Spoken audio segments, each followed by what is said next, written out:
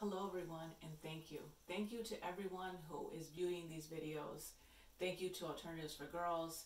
Thank you for all that you do day in and day out. I know that you're still out there doing great deeds for everyone in 2020. Wow, what a year this is turning out to be. I just want to say that I am truly humbled and honored, and I know that this is something that I never ever would have anticipated or expected. But for me to be a recipient of the Role Model Award from Alternatives for Girls for 2020 is motivational, inspirational, and humbling all at the same time. If someone would have told me as a little girl in foster care, one day you'll be recognized as a role model and have a platform to inspire other little girls just like you, I would have never believed it. With that being said, everyone who's watching these videos, regardless of your age or gender, just know that you have so many opportunities in your life to be an inspiration to someone else. Know that you have it in you. From third grade on, I had a star in my eye. I remember wanting to be a teacher and help other children just like me. I had a phenomenal third grade teacher who uplifted and motivated me.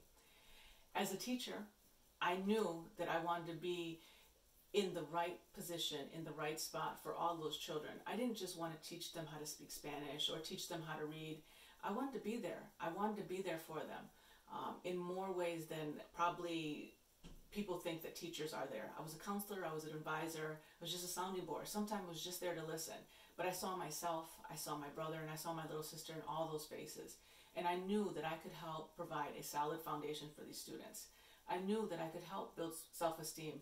And I knew that with me there, they were going to become stronger too. And I knew that they were making me stronger as a young adult.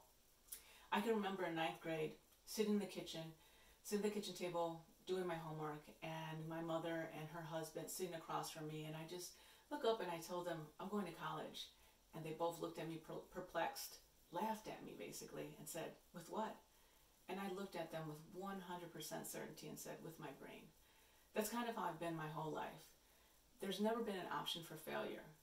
And so any obstacle that comes in my way, if I can't jump over it, I'm going to go around it.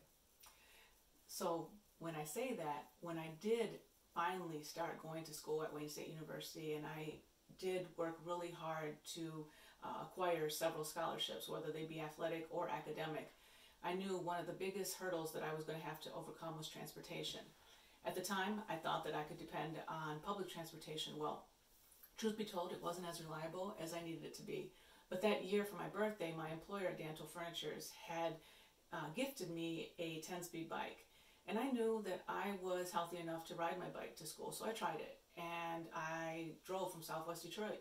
So I rode from Michigan Avenue in Central to Trumbull down Martin Luther King Boulevard, through Cass Corridor, and final stop, Wayne State University. Yes, I made it. I was able to cut my travel time in half every day. For those of you who don't know, Cass Corridor at that time allowed me to draw a picture for you. It was abandoned homes.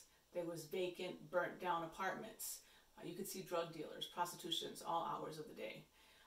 And one day, I remember riding as fast as I could, and this gentleman yelling out at me and saying, "Hey girl, why are you riding so fast?" I said, "I'm on a mission. I gotta get to school on my way to Wayne State."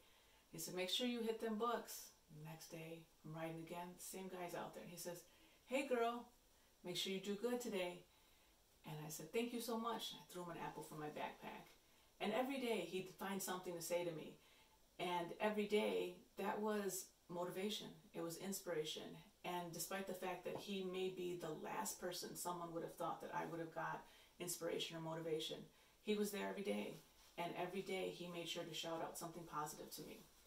And so that's something that we all need to think about, is no matter who they are, we can find inspiration in our everyday.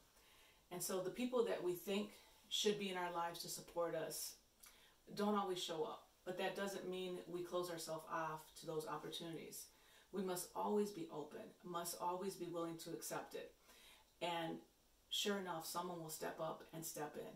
And it's not always going to be someone who's related to us. It can be a neighbor, it could be a friend, it could be a teacher, it could be a counselor, it could be that man on the corner of the street. So support comes in many ways. I learned how to be supportive for myself, my brother, and my sister, and for my students. I never took my eye off my dream, nor the wheels that got me here today. Thank you so much. Thank you, Alternatives for Girls. Thank you for nominating me and for awarding me and for recognizing me and others like me. Thank you for all that you do.